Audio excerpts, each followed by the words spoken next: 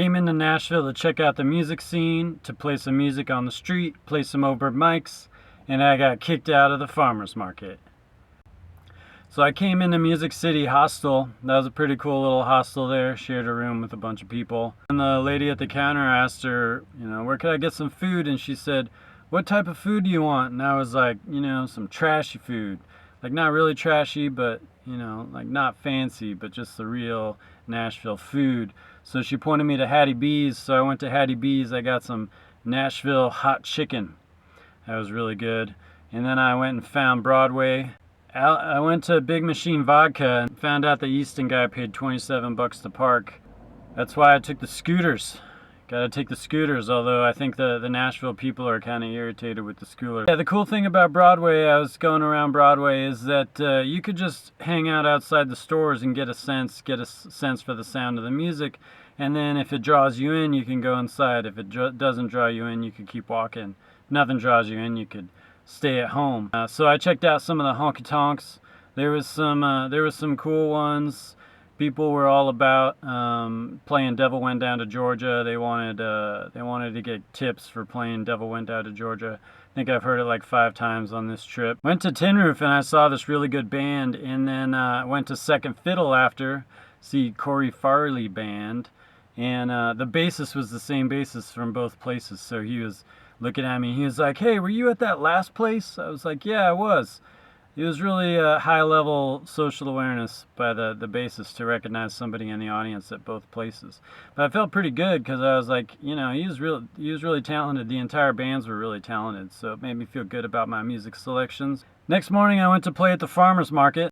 We're addicted to information and we're tempted by temptation and we're electing our tribes, we're sticking around. I usually like farmers markets. That's one of the best places for me to play in terms of people appreciating me.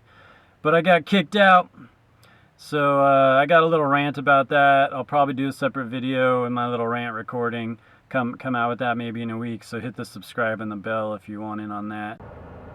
It's 11 o'clock in the morning on a Monday. Keep hitting up Bluebird to try to get on their open mic list for the night.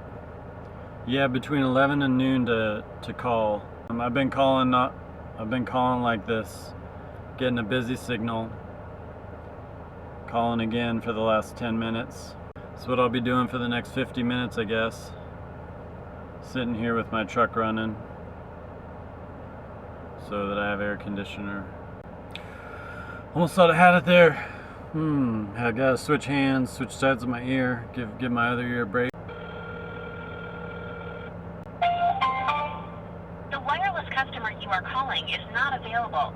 That didn't pan out, so I went to Tennessee Brewworks and did the open mic there, and had a good time. People were really nice to me and talkative. Bobby's on the bar stool, drunk 6'6", his lady call, wonder where he's been, but the bartender just poured another round. Hang up that phone, we're hanging out. And from across the room I see that girl again. I've seen her before, I don't remember when. Well, I was probably drunk, I was probably high, she was probably with some other guy. And after I played, they were still talking to me and still nice to me, so that's always good. 12:59 here on Tuesday. I'm looking to do the open mic at Douglas Corner Cafe tonight. You get to call between 1 and 6, so I'm here waiting for the clock to hit 1. So here I go, I'm 1 minute in. Am I gonna make 200 phone calls to Douglas Corner Cafe just like I made 200 phone calls to the Bluebird Cafe to try to get in there? Maybe. This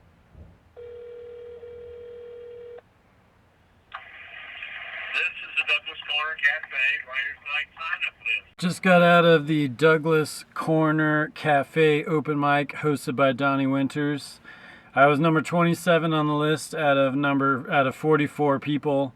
So I got there at like 8. I finally went on at like 11:30. Super tired right now. You can't bring a video camera in, so I don't have video of that. The thing is that they let you in with your cell phones, so you could take low quality cell phone videos, but you can't bring any items that identify as a camera. You really got to work if you want to hit the open mic scene in Nashville. Just got done busking at Broadway area of Nashville. I started off down by Bridgestone Arena on 5th Street in Broadway, or 6th Street in Broadway. When I get to Chicago, my baby, she won't be there. People smiled at me, they rolled down their window, they gave me the thumbs up. That's always cool. There was some construction going on. That kind of got annoying for me after a while, hearing all that. It's just growing. Nashville keeps growing. They got a they're building like an African American music museum right across the way from there. They're building all these other structures. So I went down to 2nd Street. That's the Wikipedia location. If you look up where to busk in Nashville, 2nd and Broadway is what Wikipedia says. So I was on 2nd and Commerce, which is a little bit off, you know, where there wasn't any not too much neighboring music that was getting in the way. Give me raw human emotion. Give me something I can feel. Give me a bottle I can lean on. Give me a discount liquor, cigarettes, and beer. Made a couple bucks, gave away a few free download cards. Again, I played like maybe 8 songs or something. So Nashville was just a big whirlwind for me. I came in and I was just busy the entire time checking out music. There's music that you can find everywhere, and I just want to like soak up as much experience as I could. They got the bridal parties going on. It's like one of the biggest bridal party destinations in the US now. I guess it's surpassed Las Vegas. So you just see them running around on little buses. Like I was walking at home at 1 p.m. or 1 a.m. and there was a bunch of them just sitting in a bus at a gas station all excited, just dancing around. I imagine that the driver was sitting there like, yeah, all you got to do is pull in at a gas station and stop, and they just entertain themselves. Somewhere in Nashville there's got to be a store that sells giant inflatable penises. Like that's just the reality, because the bridal party, or is it bridal party or is it bachelorette party? Bachelorette parties, they're super big over there. So thanks for checking out my video. I'm going around all the places. I'm going all around the US, checking out cities and trying to figure out the vibe of the city by the facial expressions that people give me when I'm playing music on the street. So thanks for checking out my video, and hit that subscribe and the bell if you want in on some more of my travels and my busking experiences. I also post psychological ideas, and I post about my music, my new music, 1 song per month.